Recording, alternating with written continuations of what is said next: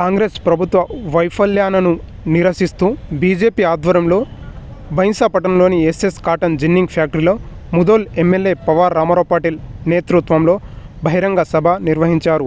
ఈ సందర్భంగా ఎమ్మెల్యే మాట్లాడుతూ 6 గ్యారెంటీల పేరుతో అధికారంలోకి వచ్చిన కాంగ్రెస్ ఒక్క హామీని కూడా సరిగ్గా నెరవేర్చడం లేదన్నారు. ఏడాదిలోనే ప్రజల నుంచి వ్యతిరేకత వ్యక్తమవుతున్న విజయోత్సవాలు నిర్వహించుకోవడం విడ్డూరంగా ఉందన్నారు. 6 గ్యారెంటీలను అమలు చేయడంలో కాంగ్రెస్ ప్రభుత్వం విఫలమైందని, ప్రజలను మభ్యపెట్టేందుకు ప్రజాపాలన పేరిట విజయోత్సవాలు నిర్వహిస్తుందని విమర్శించారు. కాంగ్రెస్ పార్టీ ఏదైతే 6 అబద్ధాల గ్యారెంటీ, 66 మోసాలు, 420 హామీలు ఏదైతే ఇచ్చిందో దాని మీద మనం ఇలా సభ పెట్టడం జరిగింది.